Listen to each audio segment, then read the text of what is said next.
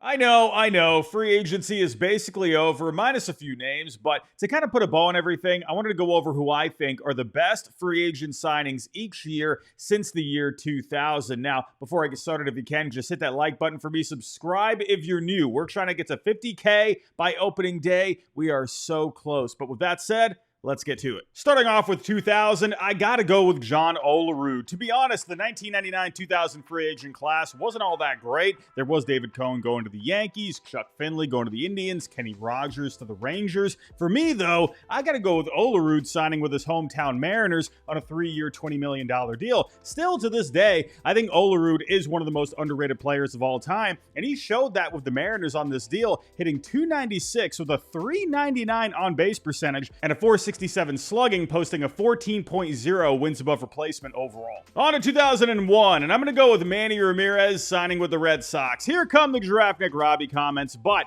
the 2000 free agent class, like I mentioned, was pretty weak, but the 2001 class was absolutely stacked. There was Alex Rodriguez, Manny, Mike Messina, Juan Gonzalez, Mike Hampton, tons of names in that class. Now, I could see a lot of people going with A-Rod here, who signed a record 10-year, $252 million contract with the Rangers. Yes, numbers-wise, A-Rod was the best that came out of that class, but the Rangers ended up trading him to the Yankees after just 3 seasons, and because of that, I'm going to go with Manny, who signed an 8-year, $160 million contract with the Red Sox. Over his 7.5 years in Boston, he was one of the best hitters in the game, hitting .312 with a .999 OPS and 274 home runs, while helping the Red Sox win 2 World Series, and he was the World Series MVP in 2004. For 2002, I'm going to go with Jason Giambi signing with the Yankees. I guarantee a lot of people's minds are going to think of Moneyball here and how the A's had to figure out how to replace Giambi's production in the lineup, which ended up being very good for the Yankees. He signed a 7-year,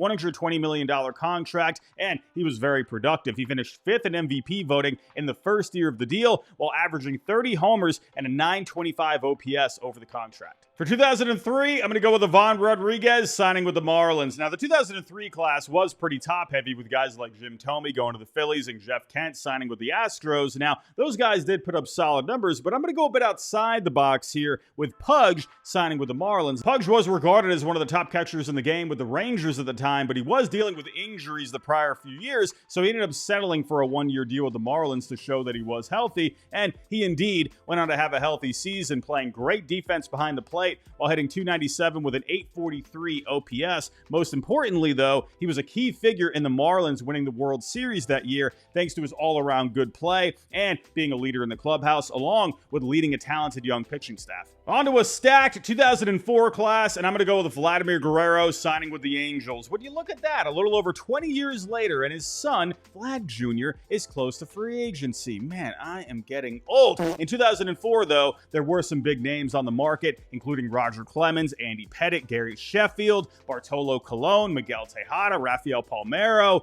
Mike Cameron. My goodness, there are a lot of names. But to me, though, Vlad ended up being the best out of the bunch. He hit .319 with a .927 OPS while averaging 29 home runs a season, and he won the American League MVP in his first season with the Angels. This time really solidified his Hall of Fame career. For 2005, I'm going to go with Carlos Beltran signing with the Mets. Funny how 20 years ago, the Mets signed the top free agent on the market in Beltran, and 20 years later, they did the same thing with Juan Soto. Funny how those things turn out. Now, this was another pretty stacked class with Pedro Martinez also going to the Mets, Adrian Beltre going to the Mariners, J.D. Drew going to the Dodgers, Maglio Ordonez going to the Tigers, but none of them panned out better than Beltran with the Mets, who signed a 7-year, $119 million contract after coming off a tremendous postseason in 2004. Over the next 7 seasons with the Mets, he remained one of the best players in the game, despite a couple injury-riddled seasons, hitting .280 with an .869 OPS and a .130 OPS plus. And sure, Mets fans will always remember the strikeout that ended the 2006 NLCS, but he was very productive over this contract. Here's one that broke my heart: Johnny Damon signing with the Yankees in 2006. Damon was a fan favorite in Boston after helping them win the World Series in 2004 while looking like Jesus, so it shocked the world when he signed a 4-year, $52 million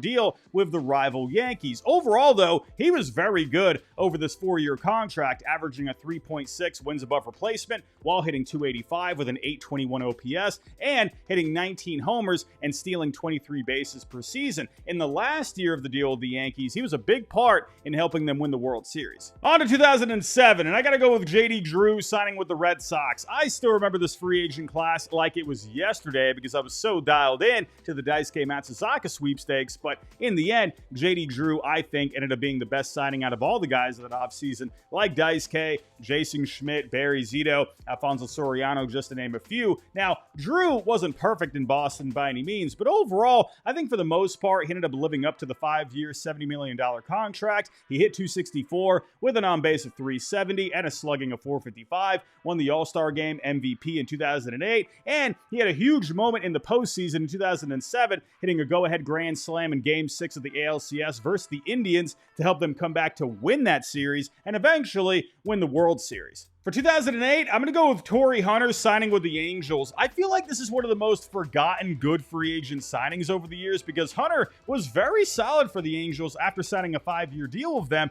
Over his 5 seasons there, he posted a 20.7 wins above replacement thanks to hitting 286 with an 814 OPS, 105 home runs, and playing solid defense. The 2009 offseason was all about the Yankees' spending spree, and the best signing that offseason was CC Sabathia. He was the big-ticket name after an incredible 2008 season, after basically carrying Milwaukee to the playoffs. And even though multiple teams wanted him, like the Dodgers, Angels, Giants, and the Red Sox, the Yankees were not going to be beat. They signed him to a 7-year, $161 million contract, and I think he was worth every penny. Over the 7-year deal, he was one of the top pitchers in the game, ranking 11th in Fangraph wins above replacement over that time, while posting a 3.73 ERA with just under 1,200 strikeouts over around 1,300 innings pitched. Now, he did regress after a very good first 4 years of the contract, but because he also helped them win a World Series in 2009, I think this is a great signing. Into the 2010s we go, and I got Matt Holliday signing with the Cardinals. There wasn't too many big names in this class, making Matt Holliday the cream of the crop here. He was coming off 3 straight seasons in which he posted a 900 OPS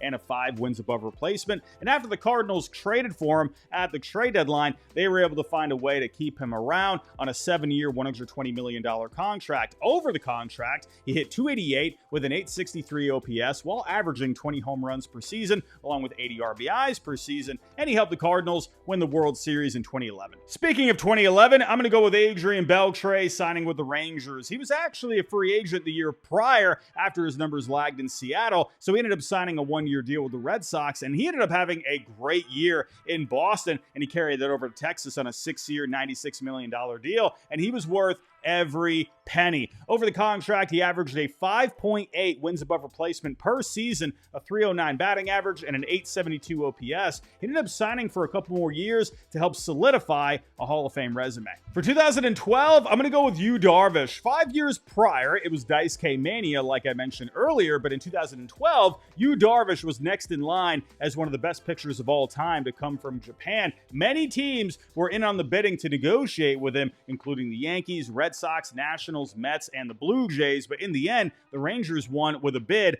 of over $51 million just to negotiate with him and ended up signing him to a 6-year, $60 million deal. Now, he did miss all of 2015 due to Tommy John, but he was fantastic, posting a 3.42 ERA and 11 strikeouts per 9 over 122 starts. For 2013, I'm going to go with Zach Greinke signing with the Dodgers. Now, before this, he had won the Cy Young with the Royals in 2009, and he was traded on a couple occasions to the Brewers and the Angels before signing a 6-year, $147 million deal with the Dodgers. Now, he did opt out after the first 3 years of the deal, but this guy was so freaking good for those 3 years. He pitched at least 175 innings pitched each year with an ERA of 2.30 and a FIP of 2.97. Now, in 2015, his last year with the Dodgers, he was ridiculous. He went 19-3 with an ERA of 1.66, a major league leading ERA plus of 2.22, and definitely had an argument to win the Cy Young that year over Jake Arrieta. On to 2014, and there were some big names here, including Robinson Cano and Jacoby Ellsbury, but the one that produced the most was Curtis Granderson, who signed with the Mets for 4 years and $60 million. Now, in his first year there, he wasn't very good, but in his second year, he was pretty solid, hitting .259 with an .821 OPS and 26 home runs. Overall, he posted an 11 Fangraph wins above replacement with the Mets over the deal, which was worth around $86 million, and he helped them get to the World Series. For 2015, this one's easy. I got Max Scherzer signing with the Nationals. He was one of the top pitchers in the game at the time going into free agency, and he got paid like it, getting 7 years and $210 million. Point blank, this guy was awesome with the Nationals. He pitched over 1,200 innings for them over 7 seasons before he eventually got traded to the Dodgers with an ERA of 2.80 and just under 12 strikeouts per 9. Over these 7 years, he led all of Major League Baseball in Fangraph wins above replacement. On to 2016, and I'm going to go with a bit of a surprise pick, Ben Zobrist. Now, there's a few names that could get the spot, like Zach Greinke again, or even David Price, who did help the Red Sox win the World Series in 2018. But since Greinke ended up getting traded and Price's tenure with Boston was a bit of a roller coaster, I'm going to go with Ben Zobrist, who was solid for the most part. He signed a 4-year, $56 million deal with Chicago after many good years with the Rays, A's, and the Royals, and was very good in his first year with the Cubs, hitting .272 with an OPS of .831, and of course, playing in 46 different positions. Now, he also hit very well that postseason in 2016 and came up with a clutch go-ahead double in Game 7 of the World Series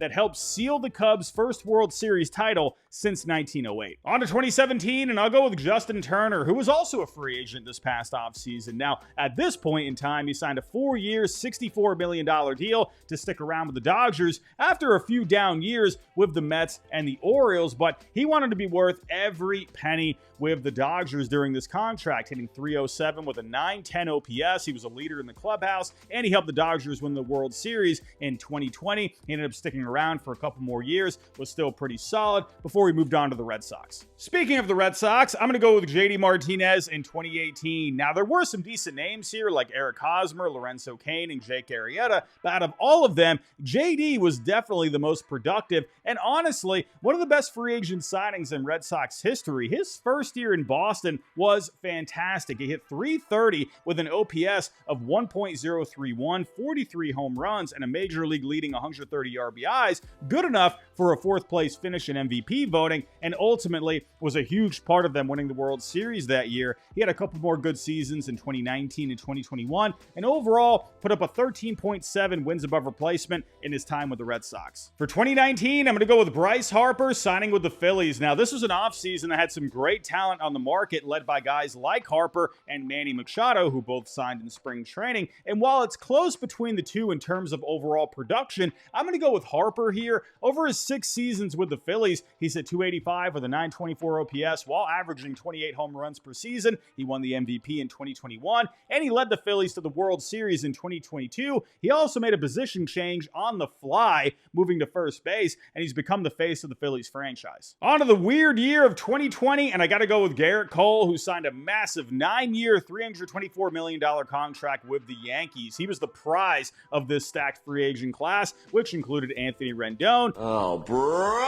Steven Strasburg, and Josh Donaldson, and he's definitely been the best out of all of them since. Over his first 5 seasons with the Yankees, he's put up a 3.12 ERA and a 3.32 FIP while striking out over 10 batters per 9, along with winning the Cy Young in 2023, along with helping the Yankees get to the World Series this past season. For 2021, I'm going to go with Marcus Semien signing with the Blue Jays. Now, the 2021 class was pretty solid at the time with guys like George Springer, JT Realmuto, DJ LeMahieu, and Trevor Bauer. Obviously, that one didn't work out, but to me, the best one out of all of them, which might be surprising here, was Marcus Semien, who signed a 1-year prove-it deal with the Blue Jays. He was coming off a down year in 2020 in Oakland after an excellent season in 2019, so to try and restore his value, he signed a 1-year, $18 million deal with the Blue Jays, and holy cow, he restored his value and then some. He put up a 7.1 wins above replacement, hitting 365 with an 873 OPS and 45 home runs while playing great defense at second base. Because of the great season, he ended up getting a 7-year, $175 million contract with the Rangers. On to an absolutely stacked 2022 class, and I got to go with Freddie Freeman signing with the Dodgers. Now, there were plenty of big names in this market, like Marcus Semien, who I just mentioned, Carlos Correa, Corey Seager, Chris Bryant, Max Scherzer, and Javier Baez. In the end, though, I got to go with Freddie Freeman. This dude has been so good with the Dodgers in his first 3 seasons there so far, hitting .314 with a .399 on base and a .520 slugging while averaging 24 homers per year. He finished top 5 in MVP voting twice in the last 3 years, and he hit a walk-off grand slam in the World Series against the Yankees, which the Dodgers eventually won. One crazy part about this is that the Braves did try to hang on to Freeman, but in the end, he chose to go to LA. Now, there was one report that was later redacted saying Freeman's agent never told him about the Braves' final offer, but in the end, Freeman fired him anyway. For 2023, I got to go with Aaron Judge returning to the Yankees, hands down. This was another stacked class with Judge, Trey Turner, Carlos Correa again, Xander Bogaerts, Dansby Swanson,